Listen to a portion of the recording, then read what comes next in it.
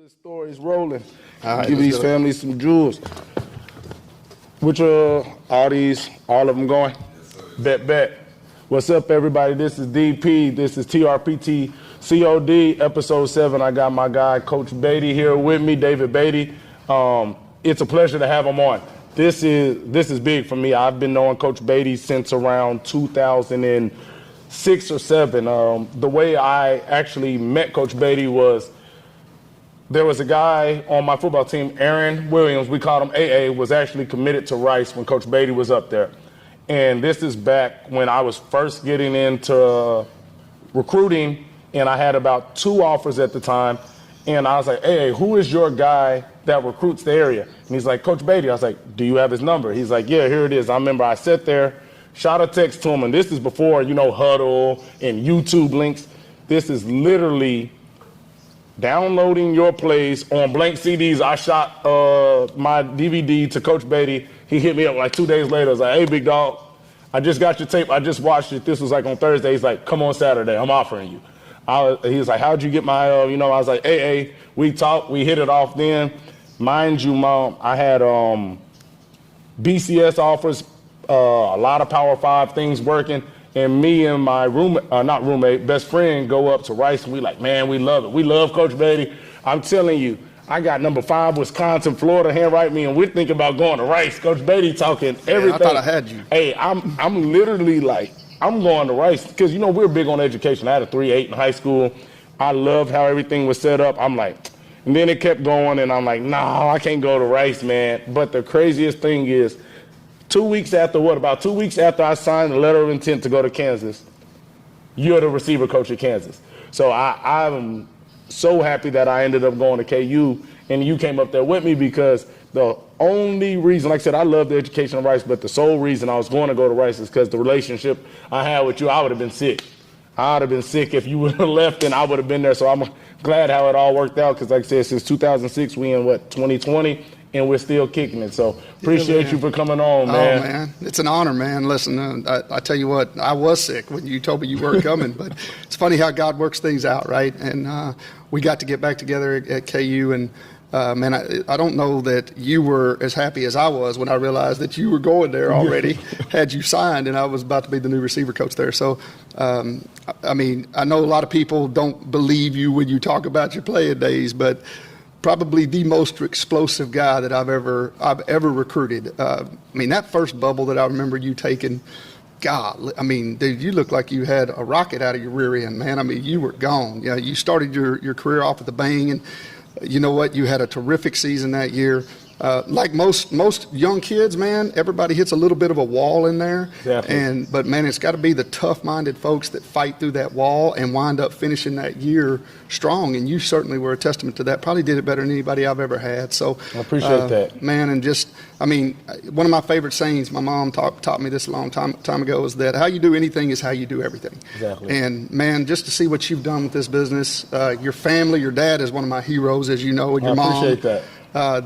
Y'all's family, I mean, y'all are such big presence here in this Dallas-Fort Worth Metroplex, and people prove that every day by sending their guys here for you to train, and there's really nobody better that they could send themselves to, their kids to, than you. So if you're out there watching this, and if you're looking for somebody that really knows how to get a kid ready to play at the collegiate level and beyond, at the NFL level, man, you guys need to send them over here to Damon, because I'm just telling you, the guy knows what he's doing. And man, how you do anything is how you do everything. It is not a surprise to me that this business is taking off, and it's more than just about your business, though. Your business is about the foundation of what you do with these kids, and man, I just thank you for that, because there's just not a lot of people doing that nowadays. People worry more about the almighty dollar than they do about creating great people, right? Helping people become 100%. Better people. The byproduct of that is what you need. It's plenty, right? And I just appreciate the fact that you get that. You actually made me a better man by me getting to coach you, because, I mean, there's not very many people I've coached that work as hard as you. And, I appreciate that. When I get around people like that, they make me better, because, I'm not going to let you outwork me. So exactly. You make me better. Exactly, and that's big. I think not only like my parents instilled a lot of great things in me, right, growing up, but I also was talking to Rashard Samples, which is the running backs coach at SMU, and we were talking about Coach Wyatt, and then I was talking about you as well, and I've just said it many of times. I was like, I think Coach Beaty could be a great high school coach, a great college coach, a great NFL coach. But I said, I think you're best at that college level for the simple fact there's some coaches that can coach really good guys and at really good schools. I was like, Coach Beaty coached really good guys at a good school, but it wasn't that. He coached all of us on the field and off the field. When we had Hawk Time, remember Hawk Time, for y'all that don't know, if the meeting started at 10, you had to be there at 9:55 or you were late. Coach Beaty had double Hawk Time. It's 9:30 and you getting text. Where y'all at? Where y'all at? We will not be late. We will not be late. What you doing in school? What are you doing here? What are you doing there? Make sure you're staying out of trouble. And I think that's the biggest thing, because people have their parents, right? In high school, most of them have somebody. In college, there's a lot of, guys that are out there by themselves. And not their receivers coach, if you're not playing, he don't care. Your head coach, unfortunately, doesn't care if you're not a guy that they know or not isn't going to contribute. I've seen it from the lowest guy on the totem pole to our best guy. You're holding us to the fire every day. Like, what are you going to do today to get better? What didn't you do that you should have did? And I think that's the biggest thing. I was like, there's some coaches that I see that's a good coach, but I think he belongs more in the NFL because he's a technician guy, but he doesn't have really relationships built with these people. I think in college, I tell parents they really don't realize how crazy of an environment college really is, let alone for a college athlete. No parental guidance really, right? There's a lot of coaches that'll berate you, just going in on you. Confidence that was sky high because you were the all-state, all-American is now down here. You're going to the room looking at your wall. There's not enough coaches that love their guys. And nobody ever thought that about Coach Beaty. Oh, he's just out here doing. We all knew that you loved us. Every time we went out there, no matter how hard you were, how easy the day was, if it was a walkthrough, it was always the same feeling. What we knew that was, hey, Coach Beaty is here because he loves being here and he loves coaching us. So we really appreciate that. Not just me, we talk about it all the time. You know what I mean? The guys that played with you or even seen you coach that was on the team that weren't receivers. We knew that you were there for the right reasons. So we really appreciate that. Well, man, I appreciate y'all too. And I tell you what, your coaching career is a summary of basically the players that you've had. Yeah. We get very fortunate to be able to get to new places a lot of times, and sometimes it's not really even a facet of what we do. Sometimes it's really more about the players, and actually it is always about your players. Mm-hmm. One of the things that I've always taken pride in my career, and this came from my mom, is this. Man, you're somebody's family treasure when you come to my campus. Mm-hmm. When I'm in charge of you and I sit in that living room and I tell your mom and dad that I'm going to take care of you like you're my own, that is a big promise because you are their family treasure. Exactly. I've got 2 little girls and I ain't dropping them off with just anybody. Mm-hmm. If something happens to my girls, I'm not going to be okay with that. So I want to make sure that the men and women that my kids are going to be around are going to be the type of men and women that care about him first. Now, that doesn't mean giving them what they want. One of the things that I know was very hard for it's always hard for my players to understand at first is that, I'm big on holding my players accountable. Mm-hmm. I think it's the greatest gift that you can give, right? Yeah. And you can still love your players. It doesn't mean you have to be always hard, but accountability is a gift, right? And my mother gave me that when I was young, and because of it, I've been able to do more than what maybe I even thought I could. But I also know that my job is to make sure that I give you the tools to be the best you can possibly be, and to refine you. Yeah. And I can't do that by being just your buddy. You don't need a 40-year-old buddy. You got plenty of friends. You need a coach. You need a father figure. You need a counselor. You need a buddy that is going to be there and tell you what you need to hear, not what you want to hear. Yeah. But from my standpoint, kids, it takes them a little while to understand that, listen, you don't hear me say a lot of good things about what you're doing because we don't have time for that. I expect you to do that. Mm-hmm. And there's too many things that I see that we can fix. And if I'm not fixing something, I'm not paying attention as a coach because there's always something we can do better. And, that's where I probably could get better as a coach is do a lot more of the reinforcement, when guys do a good job of things. But, I do think there's just a limited amount of time, and you fix things by showing people their failures and they move forward. And you were a great example of being a great coachable player who continued to get better throughout your career. You were a selfless guy, one of the hardest workers I've ever been around, and you should be playing in the NFL. I mean, you should be playing in the NFL. Whatever God's plan was, you're right where you need to be. Exactly, 100%. But you're every bit as good as those guys, and you know you are. But God's got you right where he wants you, man. I mean, he's using you the way that he wants you to be used. And, man, look at the outreach that you've had around this neighborhood in this area. Yeah, I really appreciate that. I tell people all the time because, I'll do a throwback Thursday post here or there, and they'll be like, why aren't you in the NFL? And I was like, well, my first senior year, I actually had a fifth-round draft grade, and, grades don't matter. But I would have had a chance to play. I got hurt and this and that, and it's like, well, does it bother you? I said, I promise you 100%.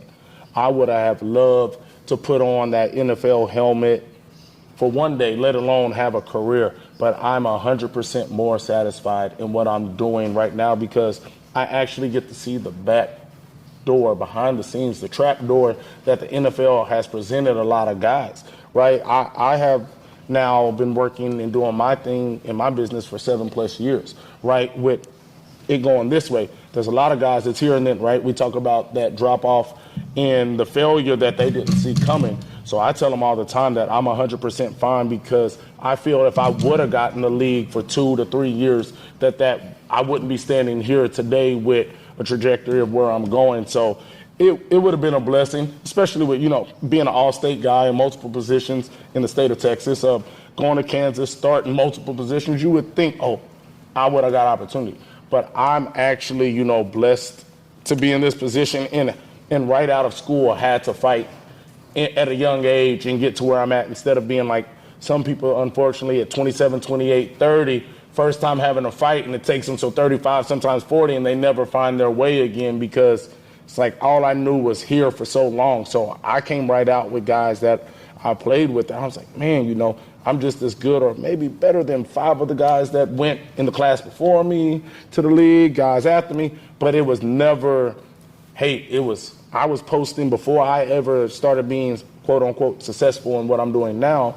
I was reposting all the guys from KU and guys that I played with when my best friend Lanier got his combine invite and I got to see him on TV. I'm not sitting at the combine watching the combine mad. He had did something that we didn't work on during training, and I'm texting him and like, bro, fix this. And my pops was just like, that's cool, because a lot of guys, regardless if it's their best friend, gonna be like, well, see, that should have been me. I bet I would have been doing it, right?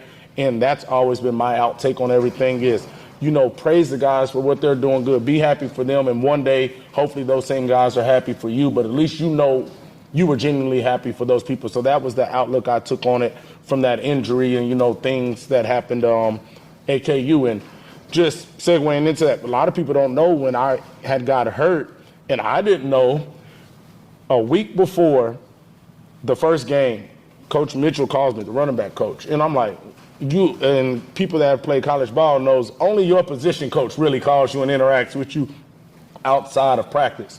Coach Mitchell calls me, leaves a message, I'm in class. He was like, hey, man, just call me back real quick, nothing important. I'm like, nah, something's going on. Coach Mitchell ain't going to leave me no message in the middle, like at 8 a.m. I step out in the hallway. Hey, what's up, Coach? He was like, well, they didn't turn in your paperwork for you being injured to get a waiver, so you're ineligible for this season with 3 days before the season starts. So we are 3-4 days. We got to get a lawyer. We got to get people on your side. So we weren't going to let that happen. Yeah, so I'm like, what do you mean? He's like, I'm like, you just told me it was nothing big, but then backdoored and said you're not eligible at this point to play this year. And a lot of guys, I got the lawyers and all that stuff, and then talk with you, and you talk with some people on my behalf, and I appreciate that because that was another big thing that I had to overcome. It's my senior year, it's my last year, and then boom, right before the season's coming off, I'm like, am I about to play? So that's something else I'm practicing, but like what's going on. So guys like you stepping up and having my back, I appreciate that because that was something else that, like I said, that's unexpected. I'm coming back from an injury and I'm just ready to go, and then it's like it's about to get taken away, but then I had folks like y'all to really back me up, and I got to go out there and finish my career up, so I appreciate that. Well, man, I mean, first of all, I want to give props to the NCAA because they did the right thing by the right person there. And the second thing is, it was an honor to get that call because I was working for a really good man then, Kevin Sumlin. I was in the middle of a meeting when that happened. Clint Kubiak was my GA, And I left the meeting, and we spent, I was late to practice because it was that important to us that I was able to get on the phone with the NCAA, and we were able to get the documentation to them to be able to make you eligible. So my hat's off to the NCAA. I mean, boy, it would have been just terrible. I mean, my heart dropped because I was sitting there on the field with you when you got hurt the year before in practice, and I remember looking at you going, yeah, we got to be smart about this. You remember that conversation, right? Exactly, 100%. And, you know, it's once again, I mean, it's not funny. It's a perfect plan. God had a perfect plan for you. Man, I got a question for you. How fulfilling is it to be able to do what you're doing right now, knowing that you've already had those NFL moments? You've had that in college. You know that you've been a part of it. You're walking side by side with some of these NFL guys, and you know those are just moments in time. 100%. Those guys are all going to be thirsting for what you're being fulfilled with right now. I mean, have you learned in your old age, DP, that, man, those things and the material stuff, man, it just leaves you thirsty for more. But, man, when you're able to give, really invest in somebody and see that flourish, how's that been for you? Man, it's one of the greatest things that you can be blessed with. I actually had a parent text me right before we started this. It was like, I appreciate what you've done for my son. They were like, we were riding down the street yesterday, and they were like, I really appreciate you finding Coach DP for me. My confidence is up. I'm better at sports. And I've only been knowing them for a little over a year. That's what they're telling their parents. It's like, and all I want to do dedicate the rest of my high school to making him proud of me and being one of those guys he can brag about one day. Like, that's crazy, like, that I've literally got to meet kids from all walks from New York, Dylan McGill from Oklahoma that's down here, like I said, we discussed on the last episode. I didn't know this kid before January of his freshman year, and he's living with my parents going on 2 years now. So being able to help kids, and he's going to Minnesota, like, to be able to help a kid that just has a dream like you had, even the adults that are just want to weight loss to show their kids they can do it, is the most fulfilling thing ever. I think it's crazy. I almost get, more satisfaction out of just saying, hey, this kid is going to go off, and I know that I instilled enough in them that they're going to help somebody else, than even being able to say, this kid's going to be an NFL prospect. So it's not even almost, I do, because there's certain things there's a guy's going to play in the league, and there's another thing that you say, this kid is going to be somebody that's going to do what I did for them. And that's what I get the most out of it, because at the end of the day, playing ball, I played it so not to say, playing ball, the only satisfaction that you're getting out of that almost is for yourself, right? Look how good of a player I am, and you get to make your immediate and your family and friends. But being in the position I'm in now, I get to touch people all across the world, and it's never about me. I get to build a bigger company and this and that, but it's always about what can I do for somebody else. So I'm 100% satisfied where I'm at now, and just hoping that one day I can reach even more people. Oh, no doubt that I know you're going to, man. I mean, your new network is going to reach far and wide. There's no doubt. But it starts right here at the foundation of right here in Mesquite, Texas, North Mesquite High School, where it started with your dad. The work ethic, you had no choice but to be who you are, right? Oh, I had no choice. Your mom and your dad are some of the greatest individuals. I mean, I went in their house to recruit you, and I wish I could have been in there more if the rules would have let me, because it just makes you better being around those folks, right? Exactly. So, listen, not everybody has that, so they need a DP to help them, right? I mean, we all have moms and dads, don't get me wrong, but all of us wear a hat somewhere where we can be effective for others. Hey, listen, I'm a Power 5 Division I coach at one point. My girls don't care what I have to say about running form. Exactly. They think I'm the dumbest dude on the face of the planet. But if their coach says it, who coaches, dance, that is word, right? That is that word is gold. So, I mean, you're making a huge impact, and I just love seeing how it's filling you up, because those moments are cool. That's what we train for. Exactly. Those are byproducts of all the work that you do. But I think the coolest thing is when you see those kids turn into people that people can count on. Yes. Because this world's about that, man. I mean, they're looking for people that they can count on. so they can do their job. Exactly. Right? So no, that's the biggest thing is right. Just trying to create better young men and better young women, and that's what we've been able to do and will continue to do. But we'll just keep moving. So let's talk about how you kind of got into coaching. Like I know you play. It's Lindenwood, right? Played Lindenwood in St. Louis. Man, don't act like you don't know what that is. Lindenwood University. Yes, Come on, man. Like Lindenwood, Florida State, Texas, Bama, all those things. That's right. So I remember. So you talking about Lindenwood. So after that, where did you transition? So you leave college playing ball. Did you go straight into coaching? Did you do something else? What kind of got you into the coaching? Yeah, I left and I came back to my hometown of Garland, Garland, Texas, and Ronnie Mullins, who just retired from Irving MacArthur. He took the job, ironically, that I was at when I left to get into college athletics. But I worked for him in 1994. He hired me right out of college, and I actually had a year left, and he talked me into not going back and taking the job. And I had always wanted to coach. I fell in love with that idea when I was a sophomore, junior in high school. And we hired a guy named Scott Smith at Garland High School. Joe Boring was a long-time, big-time coach there at Garland, and he retired. And they hired this young, 26-year-old guy out of Highland Park. And we're at Garland High School, and we hadn't been in the playoffs in a while. And, man, this guy comes in, and he changed my life.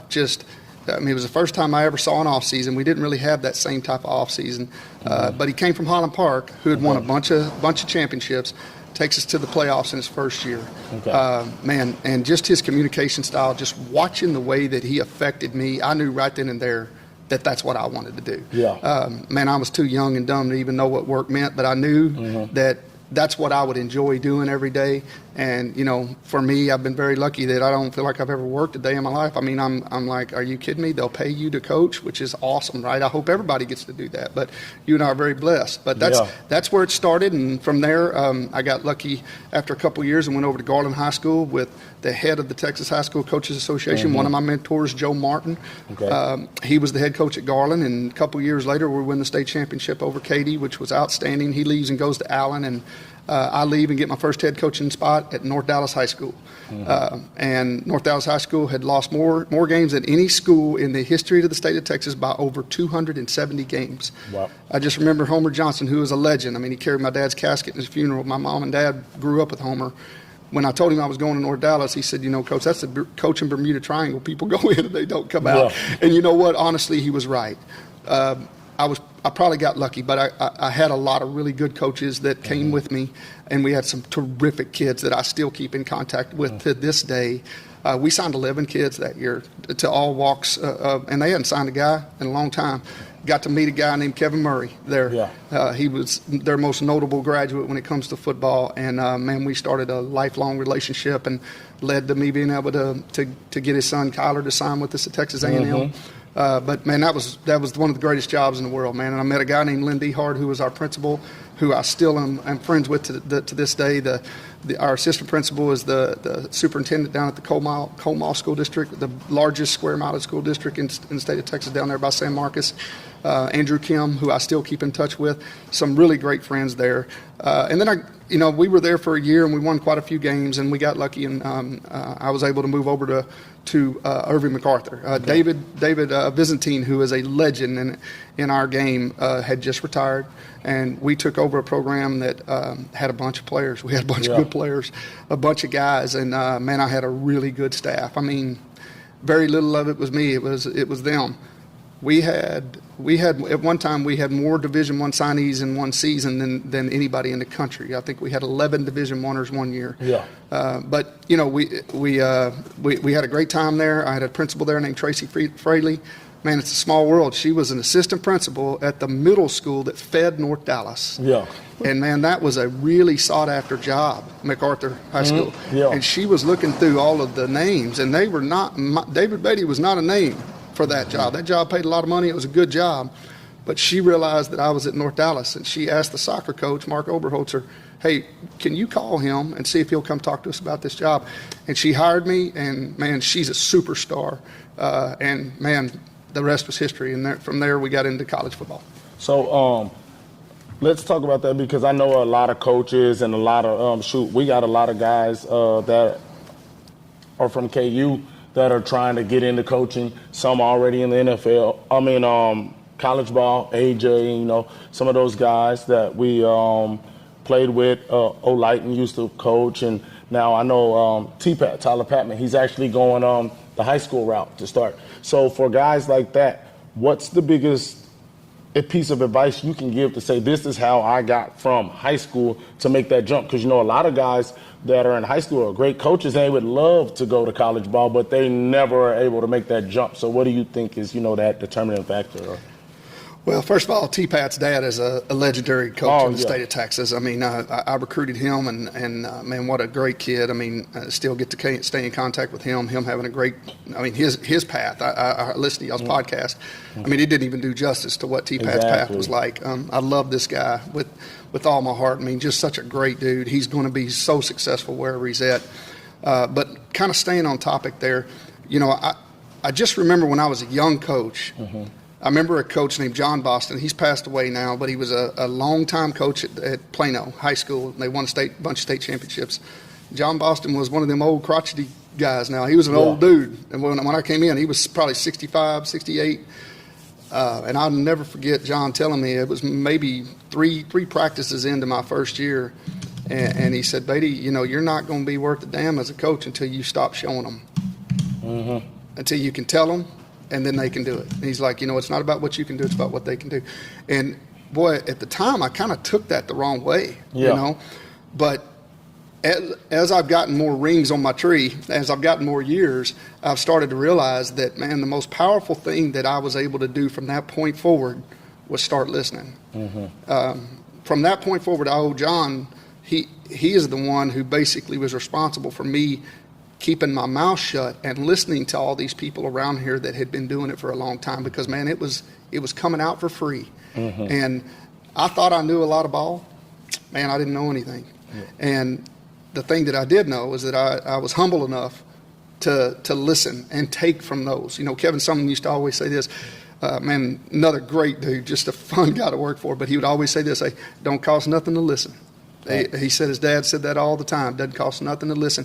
And I would say, if there was one thing I would give a piece of advice to these guys is when you're young and you're first starting out, playing can only help you so much. Showing them can only help you so much. You've got to learn to be able to articulate what you want through techniques and key phrases and terms. And I think, how much did you progress from the time that you left high school, which you were coached really well, by the way?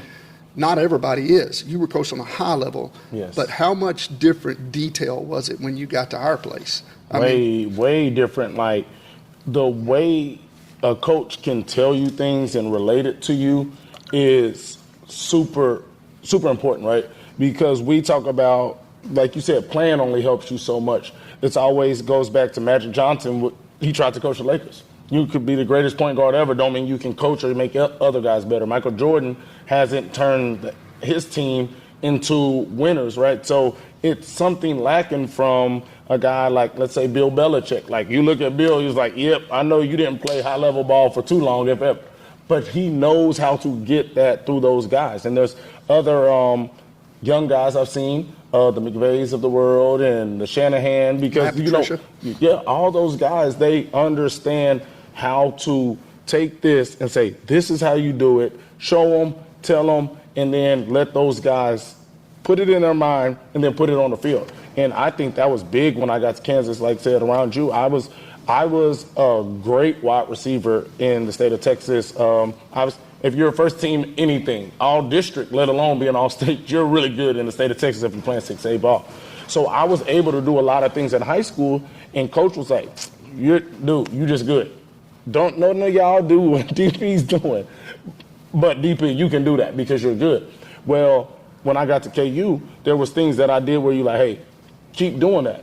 But hey, on this level, we're going to have to tweak that up because we have to make sure we streamline it, and we might have to get upfield faster. Or if you're small, if you're going to block, you got to do it like this. So there's things when you come from, no matter how good of a coach you are, I think at the high school level, when you get that good college coach, he fine-tunes some of those things, and it sharpens you even more and takes some of that fat off, what you did. And I just remember that all the time. Like, when I first got there, it's like, hey, you can do that, but you got to understand the situation to do that. And when you got to get up the field, when you got to do this and block a guy like this, you're still going to be a good player, but we got to do it in this way. And that was the biggest thing is there's a lot of good in all these guys, the Division I athletes, but there's still a lot of fat and unnecessary things that they don't need in that next level going up. And that's what I got at Kansas was, hey, let's streamline all the best things you do.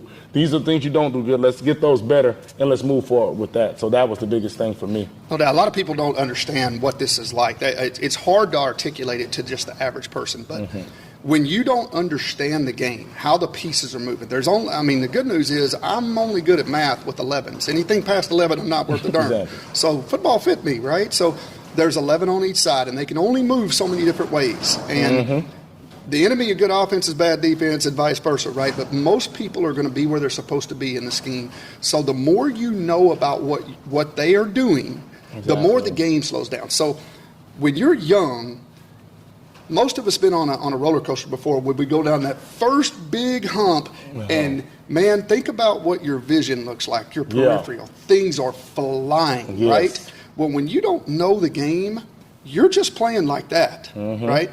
You're flying, and then you get hit, and then that slows things down a little bit, right? Because you don't really understand why you got hit. You're like, man, I usually run fast. Now this dude's sitting right here. Well, you didn't understand that they were in two-man, and they had an extra safety back there, so your angle had to adjust off of that, right? So whenever you understand what they're doing, man, that takes that peripheral and it brings it into sharp focus. And to me, that's what good coaches do.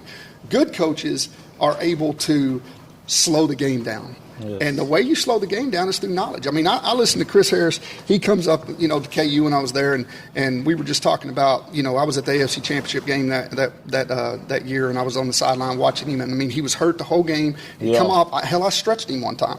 I'm at the AFC Championship game, but I'm stretching. It was crazy. And like you said, he's not a big dude, but literally, he's sitting there talking about, okay, listen, when they get in that bunch set, here comes that shallow. It's like an old menu 10's coming at us, man. So, but he studies it. He understands what they're doing. Hey, listen, man, if Gronk is 3-by-2, this is coming. Exactly. I mean, same thing with Aqib. I mean, Aqib gets a rap now because Aqib, he's a fun-loving dude, but, man, he's a hard-working, studying dude. He knows what they're doing to them before the ball is snapped. Exactly. It is narrowed down. So that's the only way you can get all those kick sixes he got at college, high school, NFL, all of it. That dude will get his hands on the ball, and he's gone. But there's a lot of guys that are playing all the way through that level that don't take the time to learn what's going on. Like, Aqib's one of the first guys that I heard at corner literally articulate to me that, hey, man, the split tells me everything. If he's wide, he's coming inside. If he's cutting inside them numbers or on inside that numbers, he's going outside. Yep.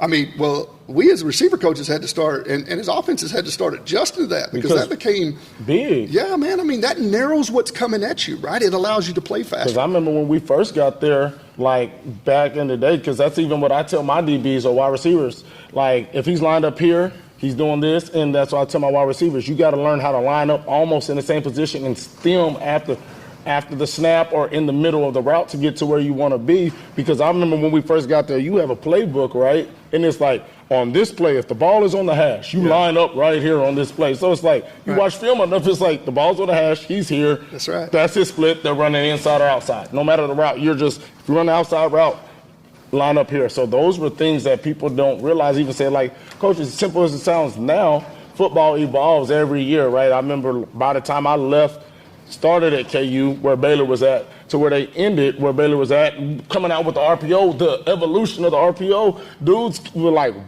is this even legal? Which it wasn't, because they were down the field, so they had to draw them back. But it's just different. Like, coaches figure out more about the game as players pick up tendencies, so they got to get, like you said, we can't let the players outwork us because the players are now watching film. That's right. Just like the other coaches. And now it's like, oh, I'm picking up what these coaches are doing against us. Right. Now the coach is like, okay, I'm picking up what the players are picking up from us. So everybody's trying to play chess, coaches versus coaches, players, coaches. So I mean, a smart team's a hard team to beat. A smart player is a hard player to beat. It's going to come a point where it's going to be impossible to play at a high level. If you think you're going to play on athletic ability alone, you can forget it. Mm-hmm. So if you don't love the game and you don't want to study it, then maybe this isn't for you at the upper levels, because guys that are playing at that level, they understand it, and they're going to do what they need to do to get that edge. And that's the edge. Tom Brady, why is he so good? He knows where he's going with the ball before it's snapped. He knows where his man side is and his zone side is. He knows what the number count is. He knows if he needs to get out of that pass and into a run. He knows if it's man or zone because of the way that they move the back and get the indicator. I mean, let me teach you a little football. They move the back out and then bring him back in because if a linebacker runs with him, they're in man. If there's a corner out there on him, then they're in zone. Exactly. Because they're not going to put corner on a running back. So that is a huge indicator. If everybody watches NFL football, go back and watch one tonight on YouTube. Go watch the Patriots. They will break the huddle, and Rex Burkhead will run out wide, and he'll just come running back in. Exactly. It's almost like they're not even getting set. They just want to see if that backer's running out because that's an indicator. Mm-hmm. And what does that do for Tom Brady? It slows the game down. If they move that linebacker out, he knows it's zone or he knows it's man, and I just now need to know, is it cover one or is it two man? Exactly. Or is it zero? And maybe they don't run all those coverages. Maybe they're just a 0 and a 1. Now you got it narrowed down to those. But I also know I have a man side and a zone side of my concepts. He already knows where to go with the ball. Man, he never gets touched. His jersey stays clean because he knows more than everybody else. Exactly. Same thing with Peyton Manning. That dude is not a terrific athlete, but he is smart. I mean, I sat in their first training camp meeting, and I went by his locker, and there was 16 notebooks that looked like they had been through hell and back. Yeah. And he was in the front row, and they were drawing up stick. Stick, the most famous play that we have. Unstoppable. Stick. This dude's been drawing that up for 15 years. He don't need to draw it up. He was drawing it up like his life depended on it. Yeah. That's why guys like that are good. Knowledge sets you free, and I'm not sure how we got off on this tangent, but I just tell you, if you're a young player, if you'll listen to DP, listen, your ability in these drills are all part of it. That's the price of admission. If you want to be great at it, you've got to start giving yourself an edge by studying this game. Yes. Understand, listen, there's a process that players go through. The first year, they're trying to figure out what to do. Remember your first year? Remember that first practice? Yep. I mean, hey, we're just trying to figure out if you know what Scooby means. Exactly. Right? It's the language, right? Yeah. What keeps people off the field. You know more than anything. Man, now, it's so not many guys players. just couldn't They're having to learn figure a out new the language, plays. right? Yep. I mean, it's like switching from English to Spanish. 100%. When you get there, right? Tomatoes, now tomato. I mean, it's just so, it might be brown shoe to you, you know? So those are things that slows down your thinking. It takes a little while. So the first year is always what to do. The second year, now you know what to do. Let me figure out my craft and how I'm going to do it, right? How am I going to bend this guy at the top? Coach been talking about, if that dude's playing inside leverage, I want to square his ass up right off the ball. You might want to cut that out. No, you good. But you got to square him up right off the ball. I want to take his leverage away, right? Because his coach has told him not to get beat inside. So I'm going to make him nervous, right? I'm going to threaten that leverage, right? I'm going to get on his toes if he's soft, right? I'm going to take away what his coach told him not let me do. Exactly. That way I can get a two-way go, things like that. And then the third year, so its first year is, hey, I'm trying to figure out what to do, man. Yeah, I want to know where to be at on the field. I don't know anything else, but I want to know what to do. Second year is, how do I do it? Now I can get a little bit crafty, right? I'm going to start learning how to run routes better. And then the third year, Joe Burrow's a great example of that. And I call him a third-year starter because he had that much experience, right? Now he knows what they're doing. What are they doing to me? Because now when you can slow that game down, and, people think that's just a quarterback deal. Bro, when you're a wideout and you know that they're in single high man free and you're running the slant, how much freer can you play? You know you're good. Like I said, right. that dude's 20 yards back there, sometimes further, depending on what type of threat you ain't got to worry about no knockout, right? Exactly. So you can just run hard and fast. But if you don't know it's man, it might slow your roll a little bit and screws the quarterback's timing up, right? So why is that stuff 100%. important? That stuff matters, right? Those details matter. I think that's good because that's actually how I train. So when I get a new parent that hasn't had a younger kid or older sibling with me that's new and we're really going especially over skill work, wide receiver, DB, all that good stuff, I say, hey, check this out. When we're training, if we're in there for an hour, 2 hours, 30, whatever we're doing, trust me, if I'm slowing down to talk to your son or daughter about something and I take 5 minutes of training time, that 5 minutes is more valuable than any drill we would have been doing during that time. Because knowing what to do in a situation is more important than just having a skill set. I said, if I'm teaching, I tell my kids all the time, I can teach you a double move on a release, I can teach you a behind the back pass in basketball, but if it's 5 seconds left in the game, we're down 1, and you throw a behind the back pass out of bounds on a 2-on-1 fast break, coach is going to go out, and you have to know when to implement these things. Like, there's not enough kids, I feel like, with high athletic ability that understands when or why to use certain techniques or when to use that ability that they have. And that's why I tell my parents, trust me, We're not wasting time in here. If I'm spending 2 minutes or 3 minutes or even 10 minutes, we'll pick up some on the back end. But I'm telling you, this is more important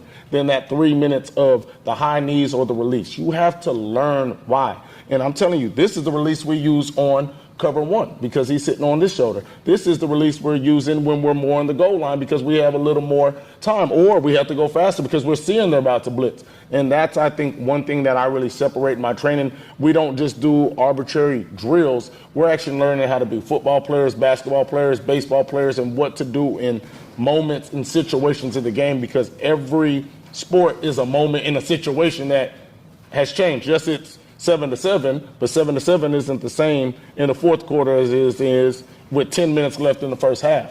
And that's the biggest thing I try to teach my kids, especially when we're in that skill. How do you decipher when or when not to do something? Like I said, back when I got there, hey, reverse that field all you want, DP. It's first down. You done caught it, blah, blah, blah. It's third down and 7. Catch the ball, get the first down, and we'll think about reversing and doing your whole thing at a later time in that game. And that's what people don't understand.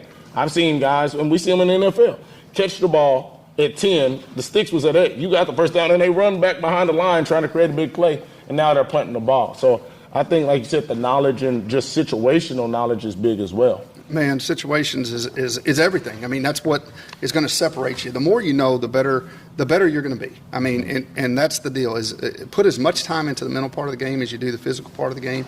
And the thing is, we've got this little crazy tool at our fingers right now that nobody talks enough about.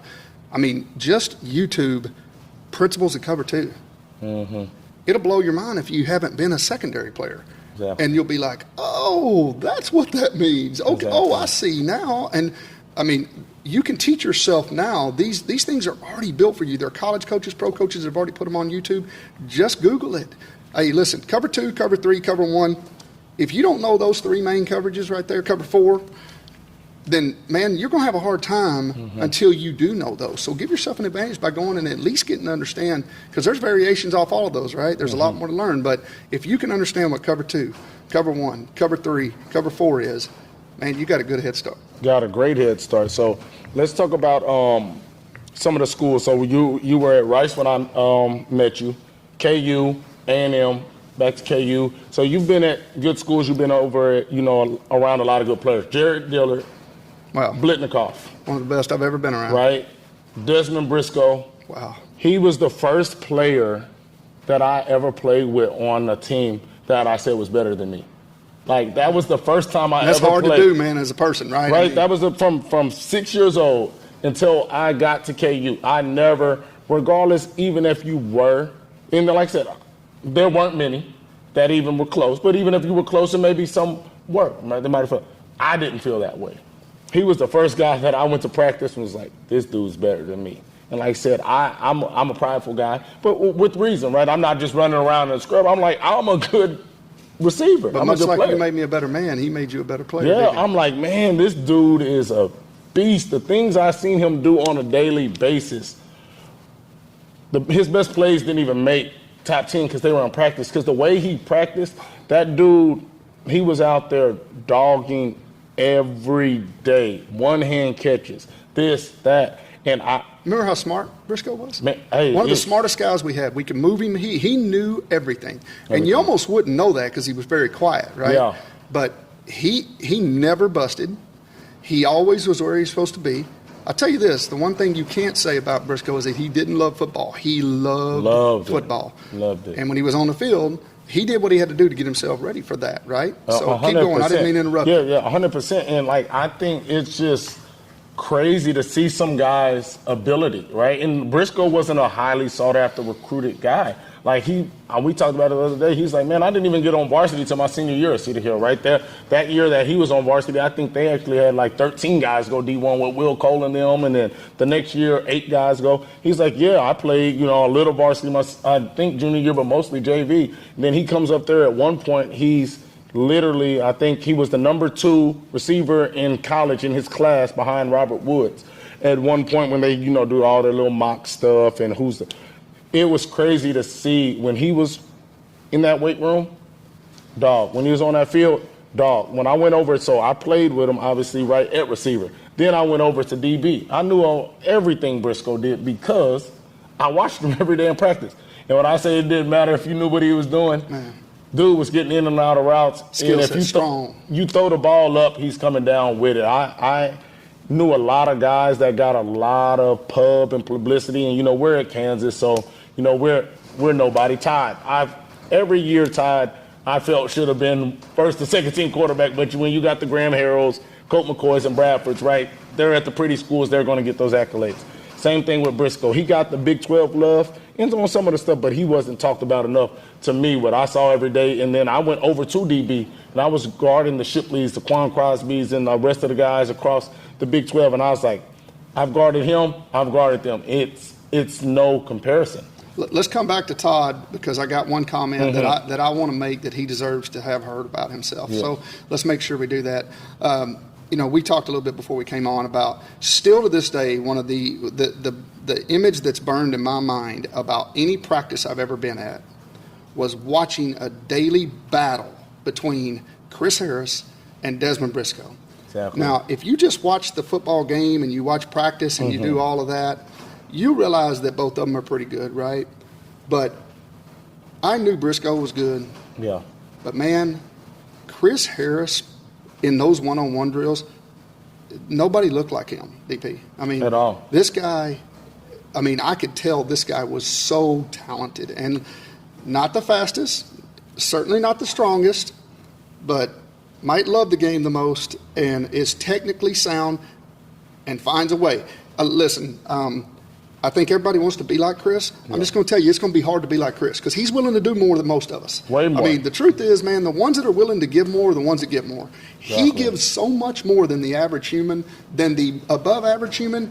That's why he's been playing in the league and he's been an all-pro. When he was an undrafted free agent, nobody knew about him. In Kansas, only football offer. Only football offer. Played, we moved him around a bunch of positions, Man. But this dude in one-on-ones, as a coach, I just appreciated watching that every day. I literally couldn't even pay attention because I just wanted to watch Chris battle with Briscoe, who Briscoe was so strong. And I've had Mike Evans, who is just like that. But those battles between those two guys, Jarrett Dillard, still the best jump ball player I've ever seen in my career. Amazing. He owns several records.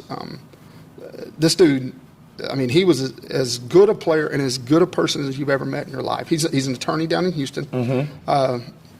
Just one of the greatest dudes. He came out and had one offer, went to Rice. They were an option team. Winds up going to the Blitnikoff finals. And Calvin Johnson wins the Blitnikoff. Okay. My wife and I, Rainey, are sitting there, and they call Calvin Johnson's name. It was already known that he had won it. Calvin gets up to take the Blitnikoff and make his acceptance speech. He talks for 45 minutes of why Jarrett Dillard should be the Blitnikoff winner and he should have won it and this should be his award. Yeah. That's how much respect crazy. That Jarrett had, right? Just a great one. But there's so many more. John Wilson, people don't talk about him. Man, J-Boy. One of your guys, man. Man, I'm so proud of John. He's the new head coach down there in Houston. We talk about it all the time in the chat. Just now, recently, and it's cool to see where all these guys doing. We actually have a group of guys from KU that we all, throughout the years I went there, 23 of us. When I say talk every day, we talk every day, all day. 23 of us, and it's cool to see John doing that. Briscoe, we talk with him. AJ is over there at Arizona. Chris is doing his thing. Steve Johnson, Bradley, T-Pat. It's crazy to see all the amazing things that group of guys that you were privileged to be a part of, I was privileged to be a part of, just moving forward. We talk to Raymond every day. Yes. He has a nail salon and other businesses like Gary Green, all of them. Brother Green, Yes. Just all these guys, all of y'all outkicked your coverage. Your girlfriend's wife's way prettier than you deserve, so they all done well there. But John's a head coach, and Pat Dorsey, all those guys that we see. Golly, the list goes on and on. Anya Boulier, I believe, is back in the area. And by the way, if you're a high school head coach here and you're looking for a guy, he's coming from a really good Santa Margarita high school team out in California. Yeah. It's Max Anya Boulier, and, man, this guy can ball coach now. He is a baller and played on that Orange Bowl team. just a terrific kid. So if Richard you're looking Johnson. for a guy, Richard Johnson, He's who's a done head great. coach out here somewhere in Texas. I think it's One of the JUCOs or no, he's actually in high school now. Okay. He's actually in high school. Nice. So just like I said, guys everywhere. And to get back onto the Chris Briscoe, is crazy because like I said, we got to watch that every day. And we were talking about Chris, right? And I remember when we would always do Big 12 media talks or just preseason, media day, guys would be like, who's the best corners in the league? And I would name like a guy from Texas, and I say, but the guy that y'all are sleeping on is Chris Harrison. You be like, and every year they'd be like, that's your teammate, so of course you got to say that. Look at his stats. I'm like, dude, I go against them guys, and I go against him every day. From the time I was in 7th grade, because when I was coming out of elementary into middle school, my dad had trained Terrell Brown, number 2 corner in the nation, Dominique, number 7 safety in the nation, strong free safety, and Darian Williams, number 10 strong safety in the nation. That's our backfield at North Mesquite when I'm in 7th grade. I would train with them every day, and my dad would tell those guys, if my son comes out here, I don't care if, I guess you're like, say 13. I don't care if he's in 7th grade. I'm not going to waste y'all's time with him coming out here. So if he's coming out here, treat him like he's the number 1 receiver in the nation. And when I say I used to get slammed and slammed and slammed, but I figured out how to stop getting slammed and just push. And I figured out how to get pushed a little more. Then I started going, hold on, I'm in 7th grade actually getting off the line versus these guys. So I say that to say is, from that point forward, I could put my hands behind my back, and you can attest this, and nobody was going to touch me on the line. And then Chris, I'm like, Lord, it is a struggle to get off the line versus this guy. He was the only guy from being in 7th grade till I got to KU, and throughout my time at KU, is like, okay, when I come to the line, I got to come with some plans and a new plan because this dude is going to be wherever you go. And that was the biggest thing I noticed about him very fast, that no matter what anybody did, if you were short, fast, stocky, whatever, he had a plan and a technique to combat what you were doing, and that's why I feel he's so successful in the league. It's like he just has a plan on how to win. I mean, you remember me saying this because this is one of my big deals, but I would always tell our guys, listen, the measuring stick is not here. Mm-hmm. You can't see it. So whenever you think you are good, you better start figuring out something new because there's somebody out there that can stop you. Exactly. There's somebody out there that's that's better than you. Yeah. So don't ever think about the measuring stick being here. Don't fall into that trap. Like the people on your team, the people in your city, it's a big world, right? So as you go up the ranks, you start seeing that, right? So you trained like that. Yeah. Most kids, when they meet that wall, they just shut down. But see, you knew that you had to get another plan, right? You had to continue. You had to just listen to your coach or listen to the people around you to help understand what was being done to you. And if you'll do that as a player in this day and age, we've got a world that's really, really interesting, and there's a lot of great things to it, but there's a lot of things that I think may be hurting kids. One of which is that we're being taught to question everything in our world. Just you don't have to listen to anyone. Just question everybody, right? Mm-hmm. So the art of listening is just going away. Mm-hmm. It starts with just listening to our dads. Yeah. I mean, it starts with us listening to our father. Mm-hmm. And then it trickles down from there. It trickles down to people aren't listening to their fathers anymore. Yeah. Right? And we see what that's getting them, right? If I had one thing that I would say is, man, listen, that will never change. There is a discipline of listening to your father and to your coaches, to your people of authority, listening and respecting them enough to let one man speak truth into another man. Let one man speak truth into somebody else. That is where there is a major disconnect. Not listening and thinking that you have to question everything nowadays. I'm not sure that that's doing us much good, with our younger group, our younger generation. There's a lot of good things about it, but there's also some things about it that I think we can go back because that's always going to be a value that you're going to have to understand in life is that you better listen. And you don't necessarily have all the answers, and if you're humble enough to listen, I think you can avoid a lot of mistakes and a lot of hurt. I think that's 100% true. I think the smarter humans are getting with the technology and just, evolution, it's almost like that Pandora's box because people are starting to understand how smart they're getting, but not understanding how smart they aren't yet, right? It's like, no, Dad, I know. No, Mom, I know. No, Coach, I know. Oh, I Googled this. I YouTube this. My homeboy told me this. And I think that's a big thing because it's funny. I have guys that have played in the NFL for 10 years, guys that have made Pro Bowls and this and that. And they say, DP, I want you to train my son. He don't listen to me. He's like, I play.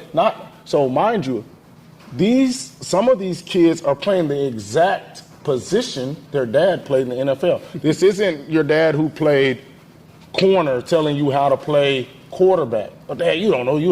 No, these are dads that play corner and their son's a corner. And they're like, he don't know what he's talking about. So that's crazy because I've actually had that happen numerous times where guys have played at the level I played at, Division I. Guys have made Pro Bowls. Guys have played for 10 plus years. And they have to send their sons over to me because like, he just don't listen to me. Right? And I see that a lot. And I instill into my kids all the time. I had one kid that I was training. He was on the phone, I believe it was with Mom. And she said something, obviously, he didn't like. He needs to hear. He's like, huh, and just hung up the phone. Come here, dog. Me and you. I went outside, told him what I need to tell him, stopped my other session. He's like, I'll be back in a few minutes. Sat there while he called Mom back on the phone and apologized. Then I called Mom and said, hey, let me know if that happens again. Because we got some problems. I was like, that's not going to be tolerated. I said, if you was going to do that, you sure shouldn't have did it in front of me when you was here. You should have waited till you got outside.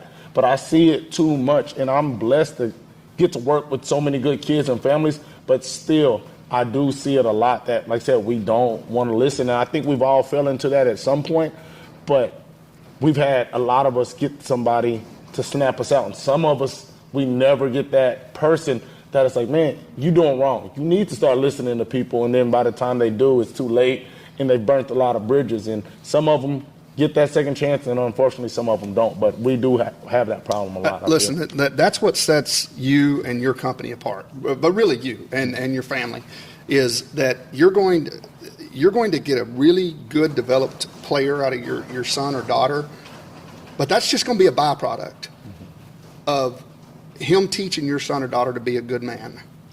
Listen, when you're a college football coach, we have at the most in Division I level 25 scholarships a year. Most of us don't have that because the numbers don't always line up where you have 25 to give. So we have 25. We're going to start with a pool of, I'd say, at least 100,000 kids. Yeah. So there's not enough days and time of the year to do justice to really do a deep dive on anyone, right?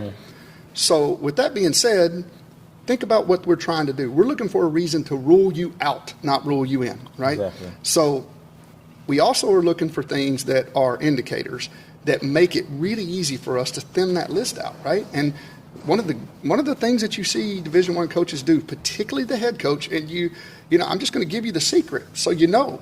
You can choose to understand it or not, players, but we will stand in the line at camp, and all I'm doing is just watching how you interact with your mom and dad or whoever's with you. How you're treating the people around you, you're saying everything to me and not saying a word to me. I know everything I need to know. So there'll be times when I'll walk up to somebody and ask them their name, and they may think that I'm trying to, as a coach, trying to get their information, and all I really want to know is what's your name so I can rule you out. Exactly. Because we don't have time to put time into guys that we're going to have to break that habit. Yeah. So when they come with you, DP, and your brother, and I mean, and they understand those things are more important than the other, right? You've got to get that right, because how you do anything is how you do everything. Exactly. So when we see that, we don't have time to fix guys that just are bad relationship folks, right? Yeah, because you said it before we had got on air, right? When you're looking at receivers, you're like, if this guy in his personal life is always over here or always over there, I know you're not going to be in the right spot on the field, right? Like if you're doing things that's causing harm that could truly cause your life harm off the field, I know you're not going to do something that's just going to get you set on the bench and there's no harm other than not playing. And that's what people don't understand. If you have the ability to over and over and over do things that could take away not the game of football, but your life or other people's livelihoods or connections away from you, we know the things that you're going to do on the football field, because that's just saying, oh, well, you're not playing today or you're at second string. And I see that a lot in guys that when you don't care off the field about big things, you definitely not going to care about a small detail of stemming a route or blocking or getting on the shade of a guy. It's very rare, right? There's an anomaly to everything, right, in life, no matter what. But most of those things match up. If you're doing this in life and off the field, you're probably going to be doing something wrong on the field. And some guys are good enough to overcome it for a certain amount of time, but it always comes full circle. And I know we talked about that. It's hard. Like your production mirrors that, right? Your production will mirror your life. So, I mean, let's just think, I want you to think about somebody just in your life that is that they've got their life together. Yeah. And just think about all the things that they do on a daily basis. They've got their life together. And they're able to be good fathers, good husbands. They're able to mow the yard. They're able to be good in the community. Listen, the only way you can do all of those things is to have your life squared away. Because you see, if you're married and you're out cheating on your spouse, well, that cheats the time that used to be put into the spot where you were being a good person in the community. Because it's all going to take your time. So you got to see. So one of the things that employers are looking for, and I know that because I hired guys, was, can I count on you? And the ones that do the best job are the ones that have their life squared away. If a guy's got problems off the field, then his players' production is going to mimic that, because they're only going to get so much. Same thing with players. I mean, listen, we have really good examples right here in our pro teams. There's some players that are what we think really, really good. They may even be the highest paid player in the league at their deal. And they may be really pretty good, but their life isn't really squared away. Nobody really wants to talk about that, but how good could that guy be 100%. If his life was completely squared away, right? Where that time wasn't stolen and he could work more on his craft. He may break but he doesn't want that, right? And that's okay. No big deal, but he won't last as long as the guy that is. Larry Fitzgerald, like his life is squared away. I mean, Chris Harris, life is squared away. Every time when I say guys like that, like Larry and then Chris, I can't speak as much to Larry. I can see from the outside. And just as much I can see from the outside as right. Chris, I don't live with him, but I talk to him every day. And in the things that we talk about, he's a big believer. He's big in his faith, right? All the time. It's square this away. Hey, you need to be reading this. It's not pressure, but no, you need to read this. This is, something good for you. Hey, you need to try and do this. And he's big on that. I tell guys, if you believe in something, share that with others. And he's not scared to share it. Another guy, and I think that was probably the first one really doing it, AJ. And I think that's how he really got rolling so fast, right? When he was at Rice, he was the youngest position coach in the NCAA. He really took time to create those relationships. He was big in his faith. He's always been family oriented. And now that he has a son, like, it's crazy. I would just be chilling or whatever, and he'll just send me his son sitting on his lap, or his son, he's like, after church, he posted on his IG story, his son has a little hoop and he's just throwing the ball and he's like getting the shots up, and I'll mess with him or send him a message. He was like, bro, it's unreal every day. Like this coaching stuff, he's talking about, he went up to Arizona, and coaches across the country, I'm assuming, are, getting deductions and pay right now. And he's like, I don't care about none of that because I get to see my son every day, all day. Right? And that's big. AJ, man, he played with us. Didn't really get to play probably as much as he wanted to, but he was very effective when he did. One of the things that I've just been very blessed is that, some guys that were at some jobs everywhere have called me about AJ. David Bailiff, who is my mentor. And I want to talk more about him as we go. Okay. But David Bailiff called me and said, hey, what do you think? Man, I think this guy's ready. I said, you absolutely right, he's ready. He's more ready than most of the guys on your staff because he's more squared away than them. You're going to get more production out of him because he can focus on the job. When I was able to talk to Kevin Sumlin when he hired him this year, I said, Coach, listen, you got a lot of great coaches on your staff, but I'm just going to tell you, I don't know that the production will be there like this guy will give you because his life is squared away. See, there's nothing that is distracting him from putting everything in the right slot. Exactly. Listen, none of us are perfect, man. Hey, listen, AJ's so good, I don't even want to be as good as he is. I mean, the guy is such a good dude, and I'm just joking there, but I mean, he makes me a better man. That's, you know, 100%. guys like you and guys like AJ that have got their life squared away. Listen, we all have demons, right? But it doesn't mean that you can't listen to the words that I just said. If you can literally replace a demon with something that you'd be proud of, it's never too late to do that. It's always and working AJ's towards a it, great right? example. Working towards it. I think, and like I said, nobody's perfect. So when we talk about it, it's not saying, well, oh, AJ's perfect or Chris is perfect or this. No, but I see every day them working towards getting better. Like I said, nobody's always going to be the best football player. Chris obviously wasn't the best corner that people thought because he went as an undrafted free agent. But now he's on an all-decade team. So obviously he was working towards something, and that's what I think a lot of us don't do. We get satisfied with where we're at, or we just get down on where we're at and like, what's the point of working towards? I'm never going to get there, or I'm cool right now. I don't got to get any better. I see a lot of my guys that we played with are working towards something, and we talk about it all the time.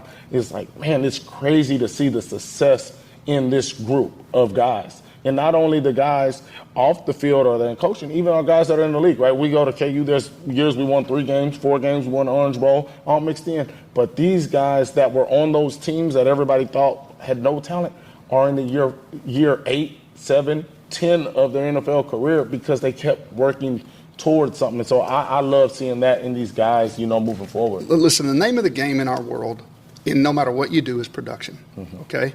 So the thing about production is you're going to get out exactly what you put in. No more, no less. Now, you may be more talented than some in certain areas or whatever it may be, but you're going to get out exactly what you put in, period. It's going to work that way, right? But in production, when you're talking about productive people, production follows people that get their life squared away because they do not have distractions that take away from them being better at what they want to be better at. So I think you hit it on the head right there. Those guys were working towards something, right? Yeah. And I just don't think you can speak enough about that. If you're a young guy out there, or a young girl, listen, just stay the course in doing the right things. Try to replace one bad thing with something good and just look at what it does in your life, right? So, I mean, I don't want to kind of beat a dead horse, but I do believe that. I mean, I think, you know, one of the things that sticks out to me about you is that you have been consistently a worker and you invest in others. Yes. You are a humble, God-loving, and people-loving person. You invest in others, man. It's just not about you. It never has been. And the thing I missed about production is this. Listen, you are never there. I don't care if it's in the job. Like, you better keep working because the kids are going to change, right? Something's going to change for you. You have to keep working. Listen, when you came in, it was the RPO and the zone read. You can't hardly run the zone read anymore. I mean, because they're going to catch up, right? The defense is coaching too, right? So things are going to keep moving. So listen, you're only as good as your next in anything. You've never arrived. You've never gotten there. So if you're a guy that's looking for that point, man, you've got to take your eyes off that point and start thinking about that process. Exactly. Each and every day, and then the points will be just byproducts. And it's crazy that you say that. And I'm actually getting Briscoe on here soon. He said the biggest thing that he's learned in life as he's kept on going, and he's like, you know what, guys? I was good at football, really good, but I loved Saturday. He said, my biggest thing that I'm going to start working on is loving the process of what got me to Saturday. That was what he wants to do. And that's when people start understanding that it's never the check.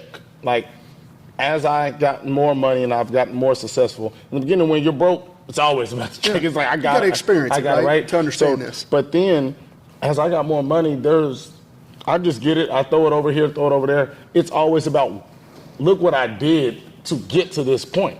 So what else can I do to get to a higher point? And then what else can I do? Because like I said, it's never enough. I told myself when I save $1,000, when I save $10,000, when I save $20,000, when I save $50,000, it was always when I save more. So it's never going to be enough. You save $1 million, you're going to try and save $5 million, right?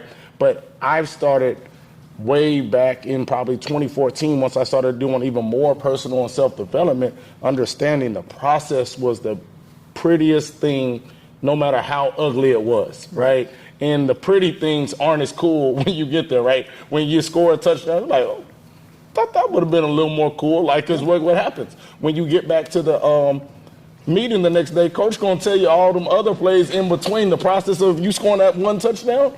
You missed 5 blocks. You had 3 missed assignments. So the process is the coolest thing, because it was never the day I scored the touchdown was I the most happiest. It was the day when I knew I could go on the film, because the process throughout the game, I didn't have mistakes, and I could go sit in there and be like, whew, I didn't score no touchdowns, but I didn't have no, mess ups, because I knew I took care of business along the way of the game. And there was times I had highlight plays, and I was like, I don't want to watch film tomorrow, because I know what I did along the way to get a couple of those touchdowns. So the process and learning to enjoy that, and not just the pretty moments, right? And it also prepares you for what we talked about, getting prepared for this, is athletes understanding that fall. Because if you don't understand the process and love the process, when you fall, you think you'll never get back up there, instead of saying, you know what, I went through this process to get there before, and I can go back through it again to get up there. But if you never understand there's beauty in it, it's always just going to have you down. That's right, man. I mean, you hit it on the head. Those are moments in time. And the first moment in time I had as a coach was we won the state championship. We were in the Astrodome, and we beat Katy. And Katy is a formidable opponent, many-time state champion. And I remember watching the clock run down to 0. And I don't understand why I thought this way, but I truly believed this was going to happen. That when it hit 0, there were going to be rays and angels coming down, and that my life would change forever. I can't tell you how disappointed and empty I felt. 2 minutes later. Yeah. And about an hour later, I can't tell you how disappointing it was when we stepped out of the locker room doors to about, 5,000 great Garland Owl fans. And you know what they're chanting? Repeat. Don't even appreciate what just happened right now. And hey, listen, that's not their fault. Right. I mean, look, that's their way of supporting. But that's my point, is things and stuff and those events, those will never fill you. You can't have enough of those. What's going to fill you is the process, the relationships. And then if you get to a point where you've gotten, how cool is it to be able to help somebody? Yeah. I'll tell you this. I mean, just because you can don't mean you should. Like, I'm a poor boy from Garland, Texas. I used to run these streets over here, man. We didn't have jack. I didn't sleep on a bed my entire life until I got to college. We just didn't have anything. But we had everything we needed. I just didn't know it. Exactly. We had a lot of love. But what I didn't know is that, man, that money and all that stuff, nothing I've bought has ever sustained. Ever. What is sustained is when one of my boys needs something, he's going to get 5 times more than he needed. Yeah. Because I've been blessed with it, and honestly, because I'm selfish, because it makes me feel good. Yeah. And, man, I'm just blessed that God has given me that opportunity at times. Now, I'm not always going to be like that. Dude, you're only as good as your next. Yeah. You got to keep working. Exactly. No, that's for real. And let's go back to, I know you wanted to talk about Coach Bailiff. So, man, I remember him recruiting me. And to this day, I've heard negative things about the best coaches out there. To this day, I haven't heard one negative thing about Coach Bailiff. I think I got to go far, wide, wherever. But across the board, that is one of the best guys ever. When he was recruiting me, when I used to go up there and visit them, when AJ was coaching at Rice, always open arms, remembers the guys from the past of who he's recruited, remember the guys who's played against them, who's coached with them, who's coached against them. Everybody loves Coach Bailiff. So what would you, like to talk about him with, and just, kind words, obviously, because like I said, I already know where we're going with it. Well, you get it, and you see it. It's genuine, right? You know when it's real. And the things that stick out to me about David Bailiff is that all of his players, they love him, and he still has a relationship with him. The sad thing for me is there's a lot of coaches out there that have won a lot of games that you never hear a coach ever talk about them. Yeah. That makes you start thinking, is it really worth it, right? I mean, because there's got to be maybe some more there. I don't know. But I do know this. That guy changed my life. He is my mentor. There's no doubt about it. You know, people don't understand what this guy did. You know, over a 3-year period there, when Baylor was on the rise, Rice was the second winningest team in Texas. Yeah. He took them to 4 bowl games. They won 3 of them. They had not been to a bowl game in 56 years prior to, well, we went to the bowl game. I was there with Todd Graham, and then I was able to stay on with him. We had some really good coaches on that staff. Tom Herman was the offensive coordinator, and we kind of linked up there. The way that we got David Bailiff at Rice was interesting. We had an AD by the name of Chris Delconte. He was just starting his first AD job. And Todd Graham had left, and he asked me to stay back and recruit. And he was trying to find a head ball coach. And I was out recruiting in the middle of the country, and I was like, man, David Bailiff is the guy. I mean, high school coaches, they adore this guy. I said he couldn't hire a better guy. And I mean, who was I to talk to our AD? But I called him. I said, Chris, I think you should call David Bailiff, because I know this. The Texas high school coaches would fall in love with this guy. He is beloved, and it's because he's real. So, man, Chris calls him, sets it up. A lot of great names were in that job, and he hires David Bailiff. And for him to go on and do what he does there, he's there for 10 years. Like I said, they went to 4 bowl games, won 3 of them. I mean, more bowl games than they'd won in the history of their school. Exactly. And at one time, literally had more NFL players than all the other teams in the state of Texas. I mean, the amount of guys at Vance McDonald, Luke Wilson, these 2 cats were tight ends for us on the same team. I mean, had number 15, the corner. James Casey. We had Gaines. Gaines, and then the other one went too. Both corners went, right? Bryce Callahan still plays for Chicago.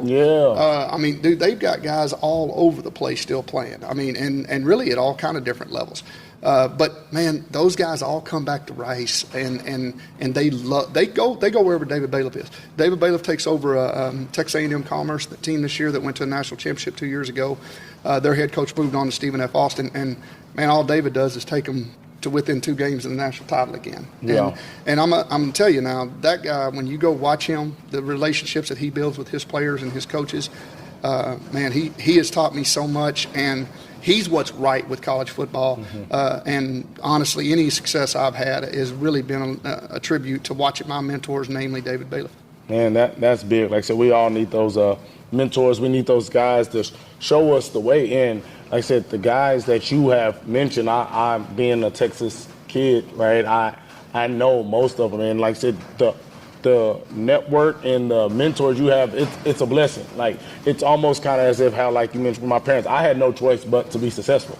Like, when you get around some of these guys that you're talking about to mentor you and the schools you've been at throughout the state, coaching at in college and in high school, it's like it built you for, to be an amazing man, an amazing coach, like I said, being at Rice, and KU.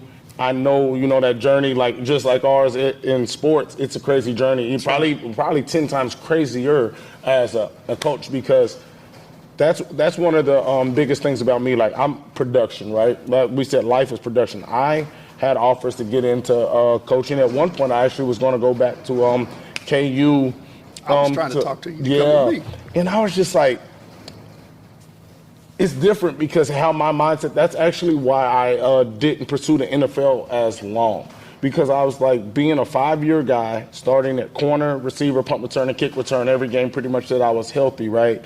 And for some person to say, hey, no, I don't like him, don't give him a shot, in my mind didn't make sense, because I was like, in life, how hard you work should be what you get. So I know in coaching, a lot of times you can be the hardest working coach, but that production from the 17 through 22-year-olds, depending on what they're doing. So I was like, man, I got to do my own thing, because I played college football. Boy. And there's some guys, right, that we can name off. I was like, if I get a guy like him, I don't know what I'm going to do, because I'm not just like you, right? I'm no different. Just like you. You're putting in so much time and effort. I know as a coach at times it has to be frustrating and be like, my God, just put in some effort that help me, because I'm trying to do so much to help you. So that's how I didn't get into coaching, because of those things. But to see the guys that you were around to let lead you onto that path, it's amazing, because you've done a many amazing things as a coach. Like afar when you weren't with us, and then back when you were at KU. Like I said, it's crazy to see the production of our receivers while you were there, and not only that, just the straight line that many of those guys walked on when you were there and not so much when you weren't there. I think that says a lot. Like, you know what I mean? People act a certain way when their parents are around, and then there's the guys that act certain ways when their parents aren't around.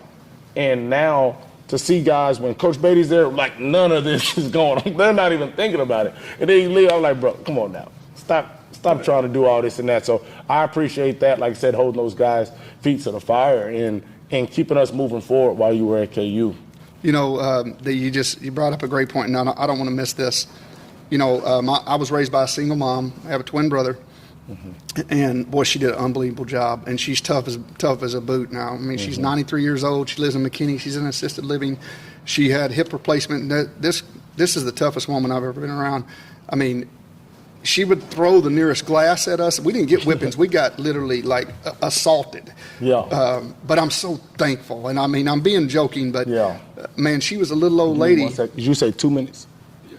Okay, then. Yeah, she did a little old lady, you know. But I think the big thing that she, you know, she did for me was she grounded me. Yeah.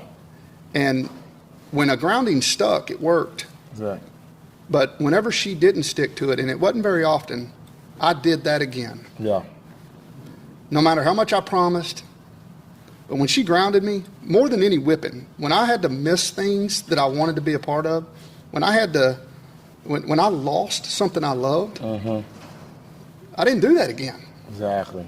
And that's why I was the way I was, and I am the way I am with regard to loving my guys enough to hold them accountable. Exactly. It doesn't mean that I don't love you. It means I love you more than you could ever imagine, because, listen, my job is to get you ready. I want you to call me from that NFL camp, and I want you to say, Coach, send us the knockout board, because these guys do not know how to block. And I'm going to say, look, dude, just pull your belt a little tighter, because you have an advantage over those guys. Now, remember what we talked about on these releases. Do they understand the releases like you do? Do they understand what those bent knees mean? No, Coach, they don't. I mean, that's when I'm like, okay, I did my job. Exactly. And leading up to that, I might not be your favorite guy all the time. It's not about that, though. You know, but my job is to get you right, to make sure that you can get the most out of what you have when your opportunity comes. 100%. I would much rather you be not necessarily wanting to be my best friend and you be successful in life than you not be successful and me and you be partners and boys. Exactly. Man, no, but I appreciate everything. We talked about Coach. My man Judah saying we only had a couple of more minutes left on there. We could literally go, I promise you, probably 12 hours straight and not be halfway through with all the stuff we've been through and everything, you know, that we want to keep working towards. But I appreciate you. You know, I love you, and I appreciate everything you've done for not only me, my family, and the other players and, you know, other families that you've been able to touch, Coach. Man, I mean it. It's an honor to be on the show with you today. I really appreciate that. This is the first year in 26 years I haven't been on a sideline. The reason you didn't go to college football is because God's got you right where you're supposed to be. Same thing with me, right? And me being able to be here today, I'm not sure I would have been able to do that, right? So, man, I'm just so blessed to be able to be here with you. I'm so proud of you. I love you and your family more than you know, man. Keep doing what you're doing. You're making a difference one player at a time. I appreciate that. That's episode 7 of TRPT. Change your direction. Y'all like, subscribe, and once again, appreciate you, Coach Beaty. Oh, let me get this on low. Man, appreciate you. Love you, man.